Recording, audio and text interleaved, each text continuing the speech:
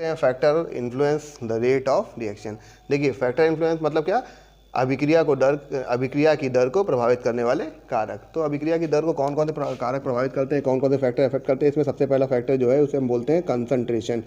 तो कंसंट्रेशन किसकी है ना, सबसे बड़ी बात यह है कंसंट्रेशन किसकी, रिएक्टेंट भी है और प्रोडक्ट भी है। तो मेनली रिएक्टेंट की concentration some time affected the rate of reaction by the concentration of product. ठीक, कंसंट्रेशन जो है प्रोडक्ट की कंसंट्रेशन बहुत ही कम अफेक्ट करती है, लेकिन कभी कभी इफेक्ट करती है किसको, रेट ऑफ रिएक्शन को इफेक्ट करती है। ठीक है, तो इस चीज़ का भी ध्यान रखा जाएगा।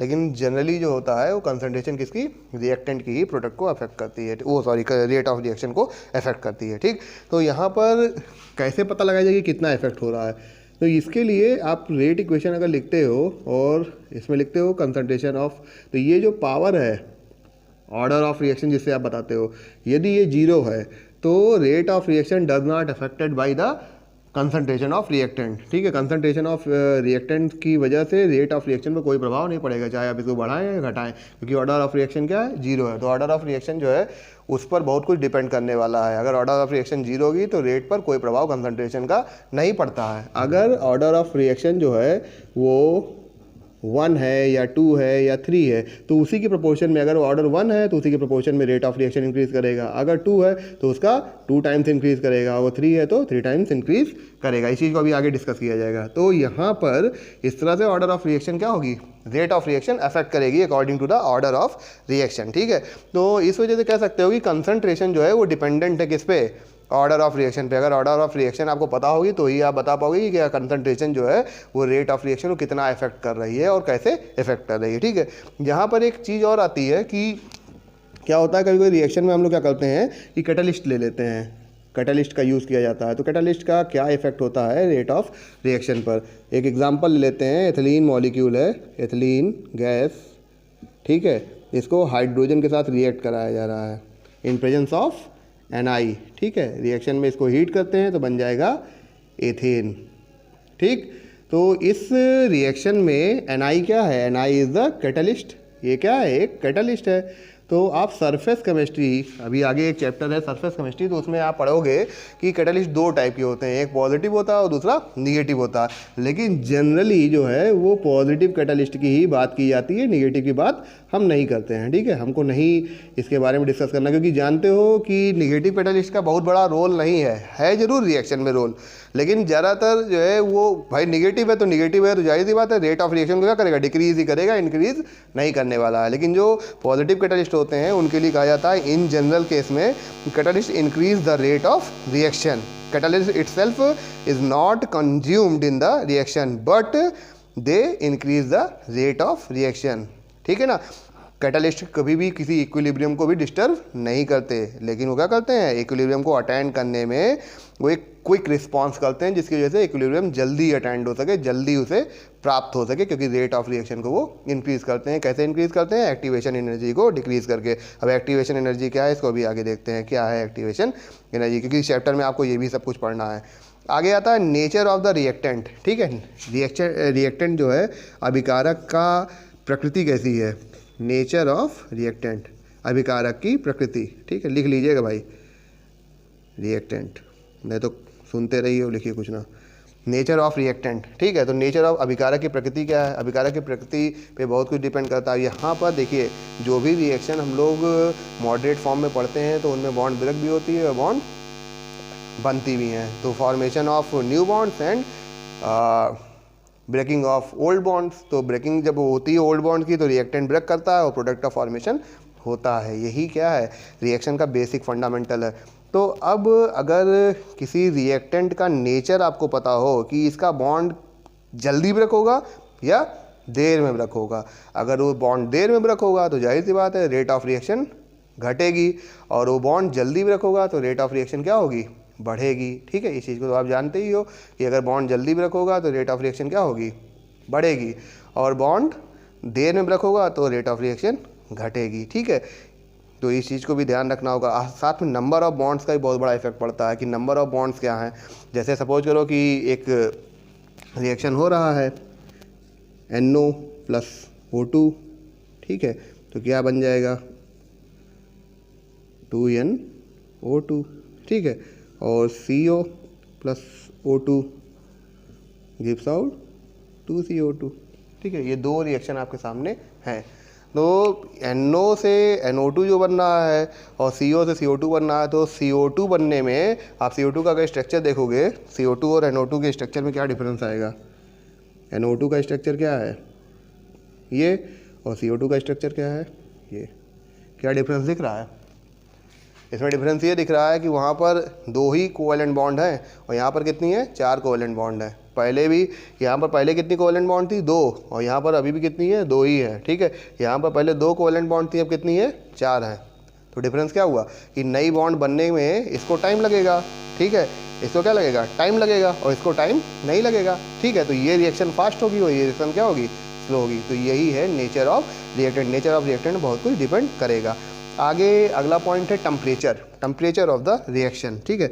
ये भी बहुत इंपॉर्टेंट पॉइंट है। चौथा जो पॉइंट है, ताप, अभिक्रिया का ताप, टेम्परेचर ऑफ द रिएक्शन। तो टेम्परेचर क्या होना चाहिए, आप जानते हो टेम्परेचर जो होगा, rate of reaction directly proportional to the temperature of the reactant, temperature of the reaction, ठीक है। रिएक्शन के टेम्परेचर पर डिपेंड करेगा। अगर टेम्परेचर आप बढ़ाओगे तो रिएक्टेंट मॉलिक्यूल का इफेक्टिव कोलिजन जो होगा वो इंक्रीज़ करेगा। क्या होगा, इफेक्टिव कोलिजन इंक्रीज़ करेगा, और जब इफेक्टिव कोलिजन इंक्रीज़ करेगा तो रेट ऑफ रिएक्शन भी इंक्रीज़ करेगी। यहाँ पर एक चीज़ ध्यान देना कि हम लोग बात कर रहे हैं इफेक्टिव कोलिजन की।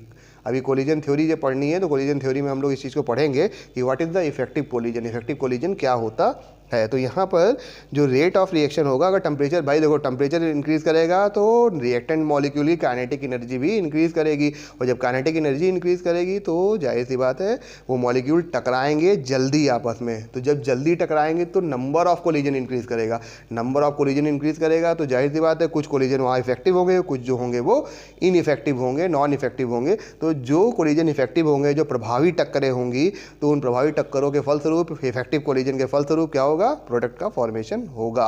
तो यहाँ पर रेट ऑफ रिएक्शन भी इंक्रीज करेगी, ठीक है, रेट ऑफ रिएक्शन इंक्रीज करेगी। अब बात आती है सरफेस एरिया की। तो सरफेस एरिया क्या होता है, सरफेस एरिया क्या चीज़ है, इसको देखते हैं आगे। चलिए, तो सरफेस एरिया की बात करें, सरफेस एरिया ऑफ रिएक्टेंट, ठीक है। 5वां पॉइंट हो गया आपका surface area, surface area of reactant, ठीक है। रिएक्टेंट मॉलिक्यूल का सरफेस एरिया क्या है।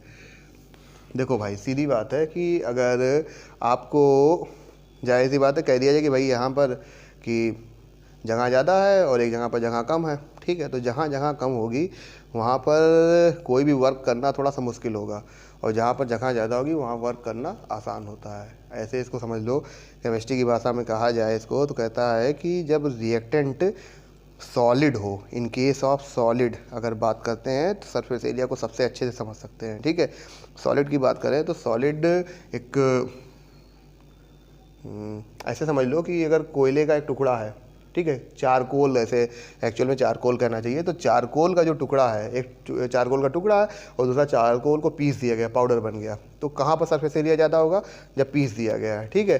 तो आप पाओगे कि जब उसकी एड्जॉर्प्शन पावर, यानी उसको सोखने की जो क्षमता है, उसकी एड्जॉर्ब करने की जो क्षमता है, वो भी इंक्रीज़ कर जाएगी तब जब उसे पीस दिया जाएगा, क्योंकि सरफेस एरिया ज़्यादा हो गया। भाई जब मॉलिक्यूल, अभी इसकी बात करा जाए तो इस मार्कर में जो अंदर का मॉलिक्यूल है वो तो अंदर है ना, अभी हिडन है, अंदर बंद है, लेकिन जब उसे पीस दिया जाएगा तो क्या होगा, वो भी ओपन हो जाएगा, ठीक है। तो वो ओपन जो हो जाएगा तो वो भी मॉलिक्यूल तो अब रिएक्ट करने की कंडीशन में आ गया। अभी क्या है, अभी हिडन है, अभी रिएक्ट करने की कंडीशन में नहीं है, ये अपर सरफेस ही रिएक्ट कर सकती है, लेकिन वहाँ पर क्या होगा कि वो इंटरनल पार्टिकल भी रिएक्ट करने के फॉर्मेशन में आ जाएगा, रिएक्ट करने की कंडीशन में आ जाएगा। जब उस कंडीशन में वो आ जाएगा तो रिएक्ट भी कर पाएगा, यानी सरफेस एरिया अगर इंक्रीज़ करेगा तो जाहिर सी बात है कि रेट ऑफ रिएक्शन भी इंक्रीज़ करेगी। तो उसमें एक बहुत बढ़िया एग्जांपल आप ले सकते हो कि फाइनली जो है डिवाइडेड सॉलिड पार्टिकल और जो एक सॉलिड पार्टिकल, तो दोनों में क्या होगा कि जो फाइनली डिवाइडेड जो है पार्टिकल होगा वो मोर इफेक्टिवली रिएक्ट कर पाएगा, ठीक है।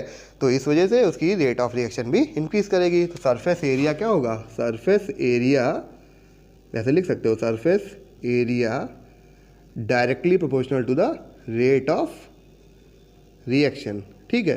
अगर सरफेस एरिया बढ़ेगा तो रेट ऑफ रिएक्शन भी बढ़ेगी, और सरफेस एरिया घटेगा तो रेट ऑफ रिएक्शन भी घटेगी, ठीक है।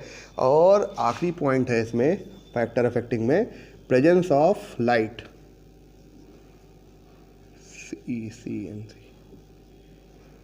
Presence of light. ठीक है, लाइट की प्रेजेंस क्या करती है? ठीक है, लाइट का प्रभाव क्या होता है? लाइट का प्रभाव ये होता है कि अगर वो रिएक्शन नॉर्मल रिएक्शन ना होकर एक फोटोकेमिकल रिएक्शन है। कैसी रिएक्शन है? एक फोटोकेमिकल रिएक्शन। ठीक, एग्जाम्पल के लिए फोटोसिंथेसिस की बात कर सकते हो। फोटोकेमिकल रिएक्शन है, तब की कंडीशन में ये फैक्टर अप्लाई कर सकते हो आप। ठीक है, तो एक फोटोकेमिकल रिएक्शन है। एग्जाम्पल के लिए आपको हमने बोल दिया कि भैया फोटोसिंथेसिस, तो फोटोसिंथेसिस मैथमेटिक्स वाले कहेंगे भैया फोटोसिंथेसिस समझ में नहीं आएगी। तो इसका दूसरा एग्जाम्पल और हो सकता है कि आप मीथेन को रिएक्ट करा दें फ्लोरीन से in presence of HNu, chlorine से इन प्रेजेंस ऑफ HNu, और HNu को हटा कर रिएक्ट करा दें।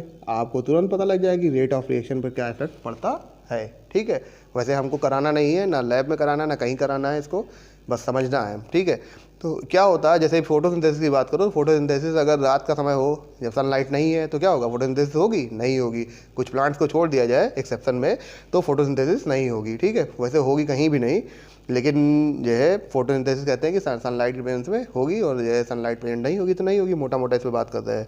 ठीक है, और अगर मीथेन की रिएक्शन कराते हैं फ्लोरीन से या क्लोरीन से, तो HNu अगर प्रेजेंट होगा तो रेट ऑफ रिएक्शन बहुत वाइग्रस होगी, इतना तेज होगी कि क्या होगा, जिस कंटेनर में आप करा रहे हो कंटेनर भी विस्फोट कर जाएगा, एक्सप्लोसिव मटेरियल की तरह वर्क करेगा। लेकिन अगर इन प्रेजेंस ऑफ सनलाइट ना होकर HNu प्रेजेंट ही नहीं है वहाँ पर, तो उस कंडीशन में क्या होगा? Rate of reaction slow down हो जाएगी, पहले की अपेक्षा स्लो डाउन होगी। ठीक है, एकदम कन्फर्म है। और जानते हो अगली कंडीशन जो है ब्रोमीन और आयोडीन की, वो रिएक्ट ही नहीं करेंगे भैया। ठीक है, वो विदाउट सनलाइट क्या होगा? रिएक्ट ही नहीं करेंगे। उनके लिए फिर कैटालिस्ट चाहिए आपको यहाँ पर। आयोडीन के तो वैसे भी कैटालिस्ट चाहिए। आयोडीन अगर सनलाइट प्रेजेंट है तब भी कैटालिस्ट आपको चाहिए, बिना कैटालिस्ट के वो रिएक्ट ही नहीं करता। तो कहने का मतलब ये हुआ कि अगर सनलाइट प्रेजेंट है तो रेट ऑफ रिएक्शन इंक्रीज करती है। किसके लिए? जब वो फोटोकेमिकल रिएक्शन होता है तो। ठीक है, तो इस चीज़ को ध्यान रखिएगा। तो इस तरह से फैक्टर ऑफ इफेक्टिंग जो है वो कंप्लीट होता है। आगे हम लोग बढ़ रहे हैं। आगे हम लोग रेट लॉ और रेट एक्सप्रेशन की बात कर रहे हैं, यानी वेग नियम और वेग समीकरण की बात होगी यहाँ पर। ठीक है, तो अगर मान लीजिए एक रिएक्शन ले लेते हैं, A B gives out product, या इसको C लिख लीजिए, C+D। ठीक है, तो हम लोगों ने रेट ऑफ रिएक्शन पहले भी निकाला हुआ है। जब हम लोगों ने इक्विलिब्रियम पढ़ा था, law of mass action apply करके हम लोगों ने रेट ऑफ रिएक्शन निकाली हुई है। ठीक है, तो वहाँ पर जो हम लोग लिखते थे रेट ऑफ फॉरवर्ड रिएक्शन, ठीक है, इक्विलिब्रियम में नहीं है तो फॉरवर्ड ये रिएक्शन, बैकवर्ड पे नहीं हो रही है। ठीक है, तो रेट ऑफ रिएक्शन यानी R directly proportional to the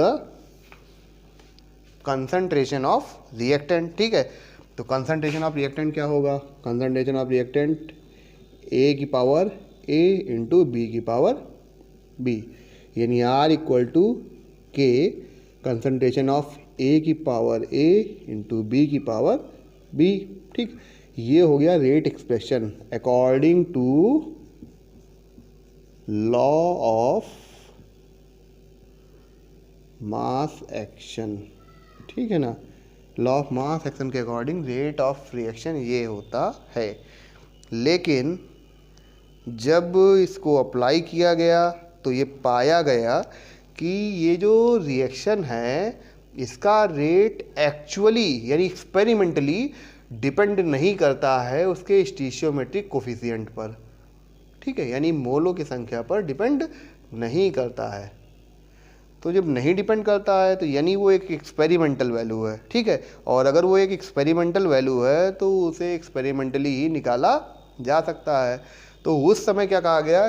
rate law क्या कहा कि rate of reaction is directly proportional to the concentration of reactant with the rate constant A की पावर m लिख लीजिए और B की पावर n लिख लीजिए, where m and n is the experimental values of, यहाँ आगे ऑर्डर ऑफ रिएक्शन के बारे में भी जिक्र नहीं करना हमें, तो ये क्या हो गया, अब ये जो है इसी को हम क्या बोलते हैं, रेट इक्वेशन, रेट एक्सप्रेशन बोलते हैं। तो रेट लॉ क्या कहता है, रेट लॉ जो कहता है इसको लिख लीजिएगा, हिंदी मीडियम वाले लिखेंगे, वह गणितीय व्यंजक जो अभिकारकों की मोलर सांद्रण पर अभिक्रिया के दर की प्रायोगिक निर्धारण को व्यक्त करता है उसे वेग नियम कहते हैं तथा उस समीकरण को वेग समीकरण कहा जाता है। ठीक है, लिख लिया। तो अब इंग्लिश मीडियम वाले लिख लें, the experimental determination of the value, the experimental determination of the value of rate of reaction in terms of molar concentration of the reactant is known as rate law। ठीक है, इसको ऐसे भी लिखा जाता है in short, rate law is defined as the expression in which rate of reaction is given in terms of molar concentration of reactant is known as rate law. ठीक है, and the expression is known as rate expression. ठीक है, तो इस तरह से करके हम रेट इक्वेशन लिख सकते हैं। तो अब ये चीज़ समझ जाने के बाद हम लोग, अब ये ऐसा नहीं होगा कि भैया अगर हम लिख लेते हैं कि 2NO प्लस Cl2 तो गिव्स आउट 2NOCl, हम इस तरह से नहीं लिख सकते कि R इक्वल टू के इंटू कंसनट्रेशन ऑफ NO की पावर 2 इंटू Cl2, ऐसा लिख पाना पॉसिबल अब नहीं रहा क्योंकि रेट ऑफ रिएक्शन ये नहीं है। ठीक, एक्सपेरिमेंटली रेट ऑफ रिएक्शन क्या है ये पता नहीं है, इस वजह से हम क्या करते हैं NO की पावर x और Cl2 की पावर y। अब ये चीज़ पता कैसे चलेगी, देखिए अगर यहाँ पर ही बात आती है कि रिएक्शन कैसी है, एक एलिमेंट्री रिएक्शन है या वो एक नॉन एलिमेंट्री रिएक्शन है। ठीक है, यानी कॉम्प्लेक्स रिएक्शन है। अगर वो रिएक्शन एलिमेंट्री रिएक्शन है यानी सिंगल स्टेप में कंप्लीट होने वाली रिएक्शन है, तो उस समय क्या करते हैं कि जो भी स्टीशियोमेट्रिक कोफिशिएंट होता है that is the power of reactant. ठीक है, उस रिएक्टेंट की वो पावर हो जाती है। लेकिन अगर वो एक कॉम्प्लेक्स रिएक्शन है तो ऐसी कंडीशन में फिर आपको मैकेनिज्म पता होनी चाहिए। मैकेनिज्म में जो स्लो स्टेप होगा that is the rate determining step, और वहीं पर हमको रेट पता चल पाएगा। तो अब यहाँ पर हम ये देखते हैं कि ये रिएक्शन कैसी रिएक्शन है। रिएक्शन जो है आपके इसके बारे में हमने पढ़ा हुआ है कि ये रिएक्शन कैसी है, एक सिंगल स्टेप एलिमेंट्री रिएक्शन है, एक प्राथमिक अभिक्रिया है जिसकी वजह से x की वैल्यू यहाँ पर 2 और y की वैल्यू 1 लिखी जा सकती है। ठीक है ना, x की वैल्यू 2 और y की वैल्यू 1 लिखी जा सकती है। ठीक है, तो इस तरह से करके तो रेट ऑफ रिएक्शन हम लिख सकते हैं। चलिए इस पे और आगे डिटेल में फिर अब आप एलिमेंट्री रिएक्शन को और कॉम्प्लेक्स रिएक्शन को समझने के लिए एक छोटा सा एग्जाम्पल हम आपको दे रहे हैं, इसको आप लिखिएगा। चलिए लिखिए, निम्नलिखित प्राथमिक अभिक्रिया के लिए अवकलन वेग समीकरण लिखिए। लिखा जाए, write the differential rate equation for the following reaction assuming them to be elementary reaction. Assume करना है कि वो एक एलिमेंट्री रिएक्शन है, उस अकॉर्डिंग आपको उसका क्या करना है, एक डिफरेंशियल इक्वेशन लिख के तैयार करना है और रेट ऑफ रिएक्शन निकालना है। ठीक है, तो चलो देखा जाए इसको भाई क्या हो सकता है। यहाँ पर a plus 2b plus c gives out product. ठीक है, अब हमको ये चीज़ तो पता ही लगे कि रेट ऑफ रिएक्शन निकालना, तो प्रोडक्ट से हमें कोई मतलब नहीं है, डायरेक्ट प्रोडक्ट लिख दिया, बात खत्म हुई हमारी। ठीक है, क्योंकि एक एलिमेंट्री रिएक्शन है तो एलिमेंट्री रिएक्शन है तो इसका डिफरेंशियल इक्वेशन लिखना है। हमने लिख लिया rate equal to minus D A upon D T equal to minus 1/2 D B upon D T equal to minus D C upon D T, concentration of D C upon D T. ठीक है, तो इस तरह से करके हमने इसको लिख लिया। तो ये तो हो गया रेट ऑफ रिएक्शन, लेकिन रेट एक्सप्रेशन निकालना है। तो रेट एक्सप्रेशन में क्या चाहिए हमको, ऑर्डर ऑफ रिएक्शन पता होना चाहिए। तो कंसंट्रेशन के क्या हो गया, रेट कांस्टेंट के इंटू कंसंट्रेशन ऑफ ए की पावर कितना होगा, एलिमेंट्री रिएक्शन है तो 1 ही होगा। ठीक है, बी की पावर 2 हो जाएगा और सी की पावर 1 हो जाएगा। ठीक है, तो ये हो गया आपका rate expression for this reaction. क्यों, क्योंकि ये एक एलिमेंट्री रिएक्शन है तो इसीलिए उसका स्टीशियोमेट्रिक कोफिशिएंट इसकी पावर बन सकता है, इसमें कोई दिक्कत नहीं होनी चाहिए। ठीक, इसी तरह से एक और लिखा जा सकता है, A plus B 2B gives out product. इसको भी कह रहा है कि एक एलिमेंट्री रिएक्शन है, तो रेट इक्वल टू लिखा जाएगा K A की पावर 1 इंटू B की पावर 2। ठीक है, देखो कभी कोई क्या होता है कि कह रहा है कि according to A what is the rate of reaction, what is the order of reaction. ठीक है, चलिए ऑर्डर अभी खैर पढ़ा नहीं है तो अभी ऑर्डर पे बात नहीं करते। तो what is the rate of reaction, तो A के अकॉर्डिंग क्या होगा, A की पावर यहाँ पर 1 दिख रही है तो क्या होगा, डायरेक्टली प्रोपोर्शनल होगा, यानी जितना कंसंट्रेशन आप इसका बढ़ाओगे उतना रेट इंक्रीज़ करेगा, उसी अकॉर्डिंग उसी प्रोपोर्शन में इंक्रीज़ करेगा। ठीक है, इसको अभी अब एग्जाम्पल लेके समझाते हैं। और B का क्या होगा, B की पावर 2 है तो क्या होगा, अगर इसको 2B करते हो तो क्या हो जाएगा, ये 4R हो जाएगा, 4 गुना बढ़ेगा। ठीक है, बात समझ में आ रही है ना। अगर इसको कंसंट्रेशन डबल कर दोगे तो ये 4 टाइम्स इंक्रीज करेगा, तो उसका 2 गुना बढ़ेगा। ठीक है, तो ऐसा कहने का मतलब है। तो ये हो गया आपका रेट ऑफ रिएक्शन। ठीक है, रेट एक्सप्रेशन निकाल लिया गया है। अब आगे चलते हैं हम लोग यहाँ से कि ऑर्डर ऑफ रिएक्शन क्या होती है, मॉलिक्यूलरिटी क्या होती है, इस चीज़ को समझने का प्रयास करते हैं। ऑर्डर ऑफ रिएक्शन की बात कर रहे हैं, अभिक्रिया की कोटि की बात कर रहे हैं। ठीक है, इस चैप्टर में ये पॉइंट बहुत इंपॉर्टेंट है, मतलब इंपॉर्टेंट इस वजह से कि केमिकल काइनेटिक्स में जब रेट लिख रहे होगे तो आप जान ही रहे हो कि पावर का बहुत बड़ा रोल होगा, बहुत बड़ा यूज़ होगा। ठीक है, लिखा जाए, पहले इसकी डेफिनेशन लिख लीजिए। डेफिनेशन लिखिएगा,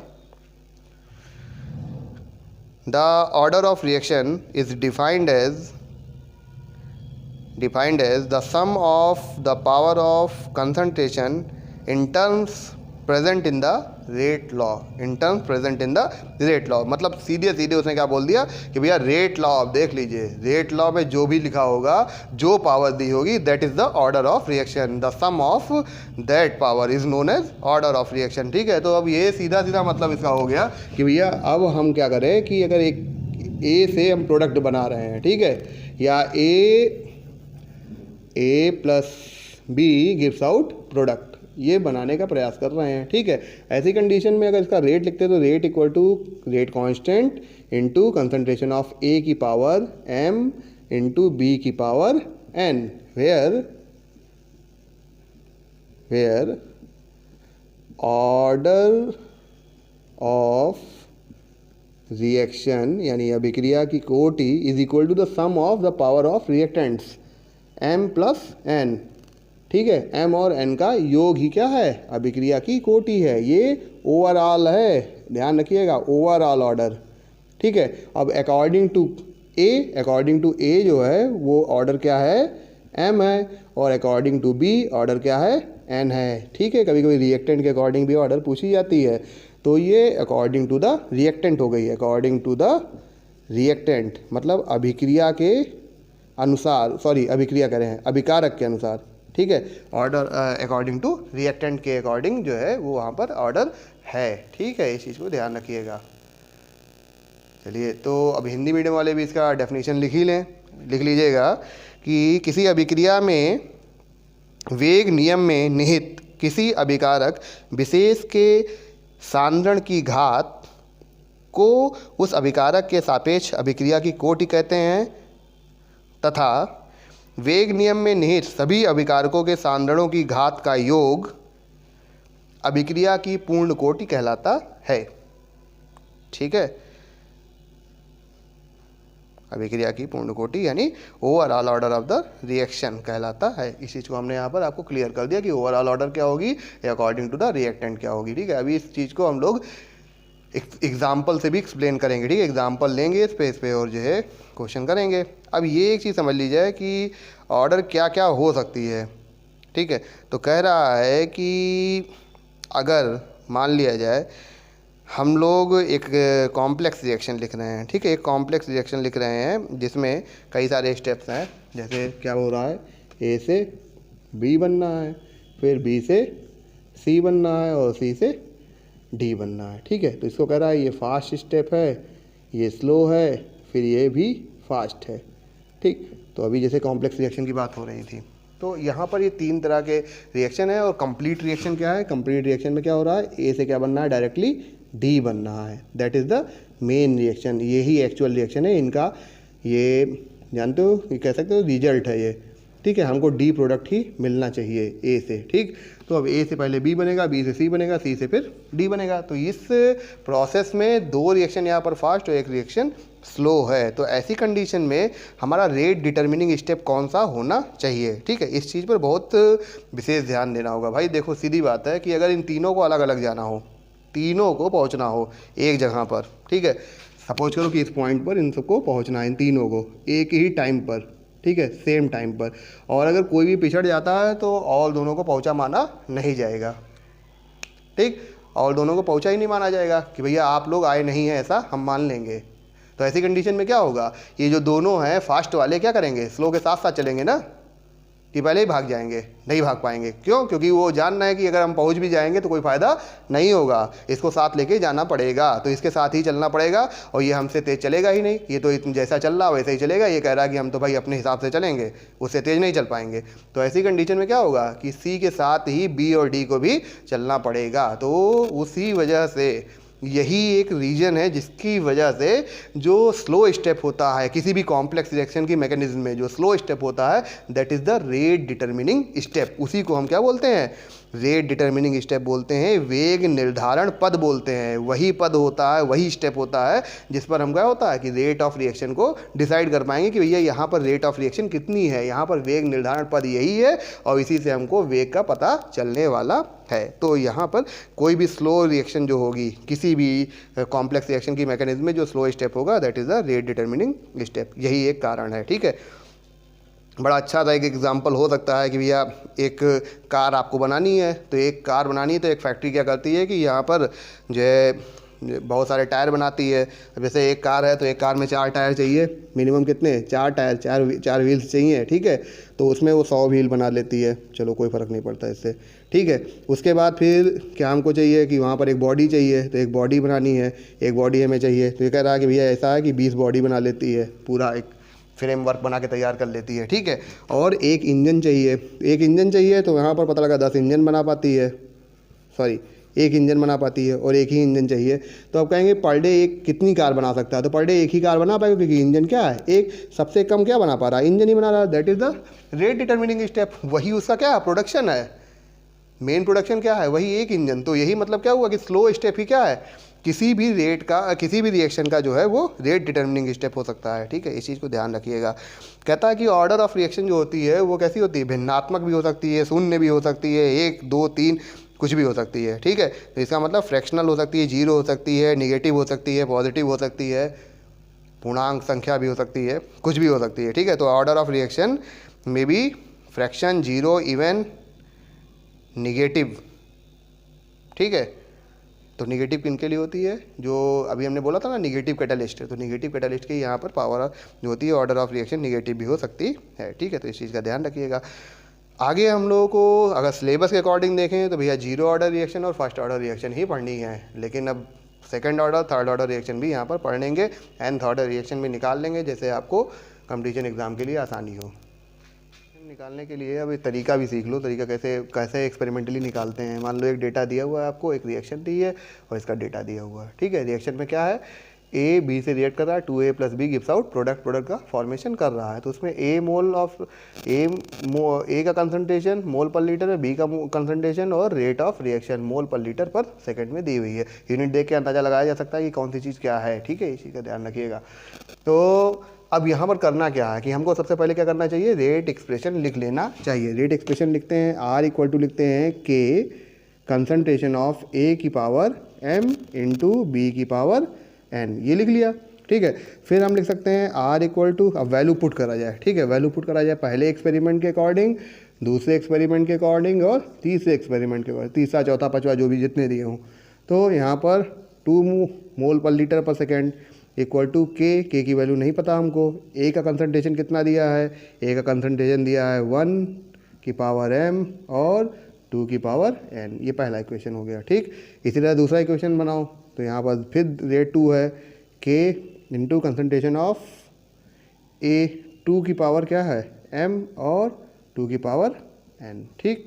सेकंड इक्वेशन हो गया। फिर क्या करते हैं, थर्ड इक्वेशन पे आते हैं। थर्ड इक्वेशन में ये वैल्यू 4 हो जाती है, के 2 की पावर m और 4 की पावर n। ठीक है, अब कैसे निकाला जाए ऑर्डर ऑफ रिएक्शन। देखिए हम क्या करते हैं, equation first divided by equation second. ठीक है, equation first divide by equation second, we get क्या प्राप्त होगा आपको, डिवाइड करके देख लिया जाए तो 2/2 इक्वल टू के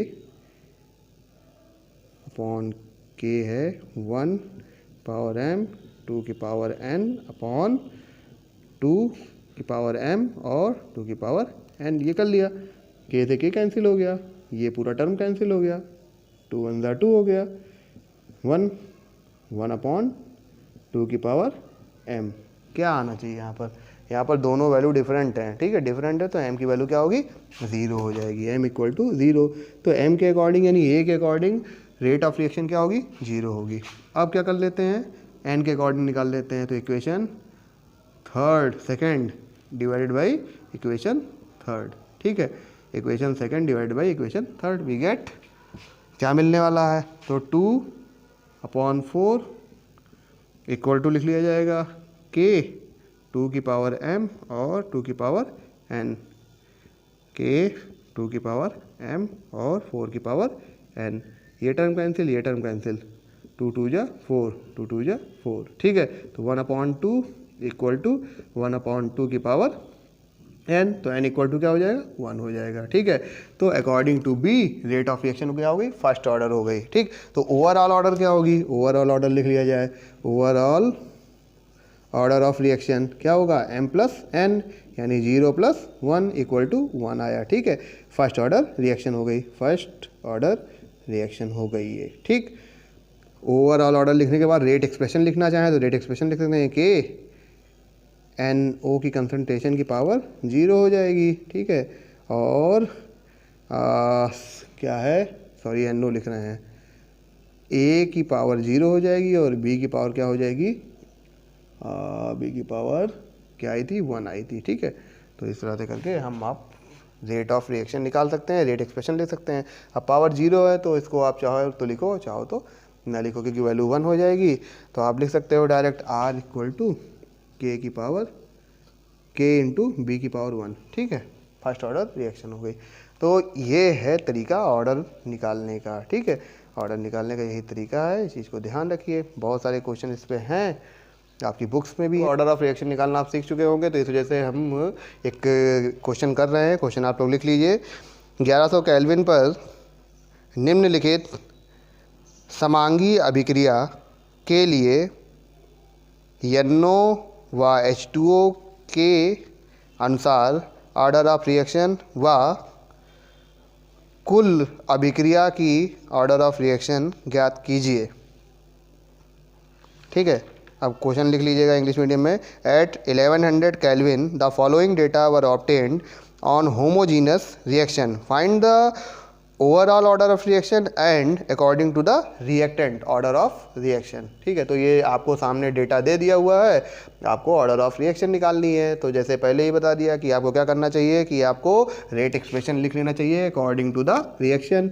R इक्वल टू क्या लिखेंगे, K into concentration of NO की पावर M इंटू H2 की power N, that is the rate equation, rate expression हो गया। ठीक है, अब 1 नहीं मानते हैं, अब वैल्यू पुट करनी है। ठीक है, वैल्यू पुट करनी है। देखो वैल्यूज दी हुई हैं, पहला एक्सपेरिमेंट, दूसरा एक्सपेरिमेंट और तीसरा एक्सपेरिमेंट, 3 एक्सपेरिमेंट किए गए, वैल्यूज दी हुई हैं।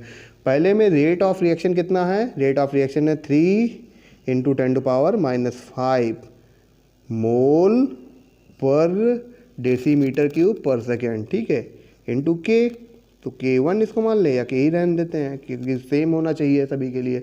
ऑर्डर अगर सेम आती है तो रेट कांस्टेंट की वैल्यू भी सेम होनी चाहिए। ठीक, देखते हैं इसको भी प्रूफ करेंगे। अब NO का कंसंट्रेशन कितना है, देखिए NO कंसंट्रेशन कितना है, 5.0 × 10⁻³ की पावर m इंटू H2O का, H2 का 2.5 × 10⁻³ की पावर n। ठीक है, ऐसे हमने ये पहला इक्वेशन बना के तैयार किया। इसी तरह दूसरा और तीसरा भी बना के तैयार कीजिए। ठीक है, तो उसमें फिर 9.0 × 10⁻⁵ equal to K into 15.0 into 10⁻³ power m, और ये 2.5 इंटू 10⁻³ की पावर n। ठीक है, ये सेकंड इक्वेशन हो गई।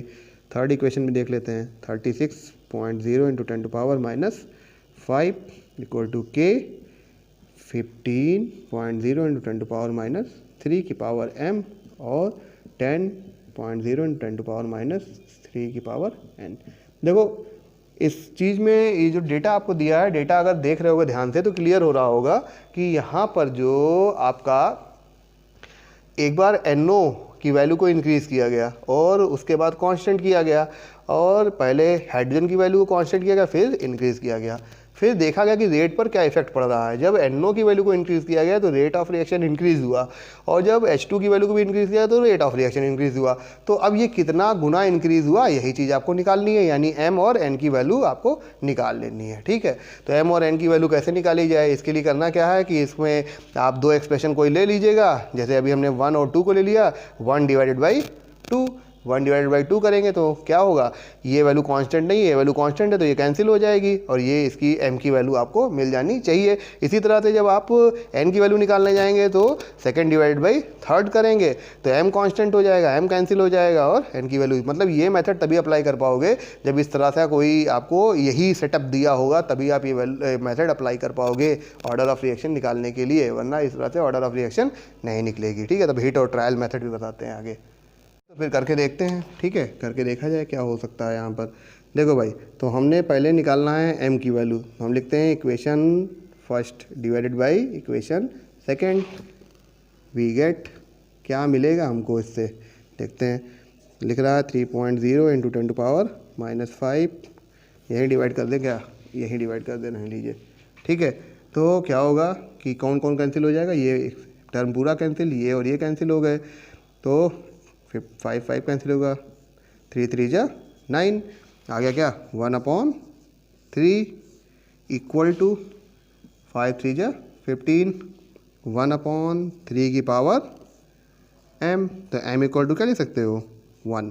ठीक है, तो अकॉर्डिंग टू NO आपकी वैल्यू क्या आ गई 1, यानी फर्स्ट ऑर्डर रिएक्शन आ गई। फिर क्या करना है आपको, फिर आपको करना ये है कि आपको equation second divided by third कर लेनी है।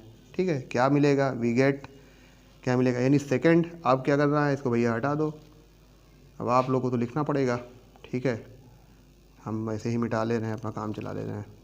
तो ये इसको इससे डिवाइड कर दिया, तो अब क्या होगा, ये कैंसिल हो जाएगा, ये टर्म, ये तो कैंसिल ही होना है। इसके साथ साथ क्या होगा 25 4 जा 100 हो जाता है। ठीक है, और 9 4 जा 16, तो क्या होगा 1/4 की पावर, 1/4 और 1/4 की पावर n, तो n इक्वल टू क्या हो गया 1 हो गया, यानी आपके हाइड्रोजन के अकॉर्डिंग भी वैल्यू कितनी आ रही है 1 आ रही है। तो m के लिए भी फर्स्ट ऑर्डर रिएक्शन और n के लिए भी सेकेंड ऑर्डर रिएक्शन, तो ओवरऑल ऑर्डर क्या होगा, ओवरऑल ऑर्डर ऑफ रिएक्शन। ठीक है, ओवरऑल ऑर्डर ऑफ रिएक्शन क्या होनी चाहिए, तो m प्लस n का मतलब सेकेंड ऑर्डर रिएक्शन। ठीक है, सेकेंड ऑर्डर रिएक्शन का मतलब क्या होगा कि ओवरऑल अगर देखा जाएगा तो रेट कितना टाइम इंक्रीज कर सकता है, 8 टाइम इंक्रीज करेगा। ठीक है, 8 टाइम इंक्रीज करेगा। ठीक है, आप इसको देख सकते हो कि हाँ 8 टाइम इंक्रीज किया हुआ है। ठीक है, तो ये चीज़ आप ध्यान दीजिएगा। चलिए, तो इस तरह से ऑर्डर ऑफ रिएक्शन निकालते हैं। कुछ क्वेश्चन और देख लेते हैं इस पर। बच्चों, आपको सामने एक जो है बोर्ड पे लिखा हुआ एक क्वेश्चन है जिसको आपको करना है। ठीक है, बहुत आसान सा क्वेश्चन है, ध्यान से देखोगे तो समझ में आ जाएगा। इस क्वेश्चन में आपको दिया हुआ है कि एक समांगी गैसीय अभिक्रिया है जिसमें आपको क्लोरीन की सांद्रता 2 गुना किया तो रेट ऑफ रिएक्शन में क्या इफेक्ट पड़ा, और NO और Cl2 दोनों की सांद्रताओं को जब बढ़ाया गया 2 गुना किया गया तो रेट ऑफ रिएक्शन पर क्या इफेक्ट पड़ा। इसके अकॉर्डिंग आपको NO और Cl दोनों के लिए अलग अलग ऑर्डर ऑफ रिएक्शन यानी अभिक्रिया की कोटि निकालनी है, और जो ऑप्शन दिए हुए हैं जैसे लिखा हुआ है कि निम्नलिखित में से कौन सा वेग समीकरण उपरोक्त अभिक्रिया की शर्तों के अनुसार सही है, तो इसमें जो 4 आपको ऑप्शन दिए इनमें से कौन सा ऑप्शन सही है, इस ऑप्शन को आप जो है सही टिक कीजिए, और ये चीज़ आप कमेंट बॉक्स में ज़रूर बताइए, क्योंकि आप लोग अगर नहीं बताओगे भाई तो क्वेश्चन देने और करने में भी मज़ा नहीं आता, ठीक है। इसलिए आप लोग इसको ज़रूर बताएं कि इसका आंसर क्या होगा, ठीक।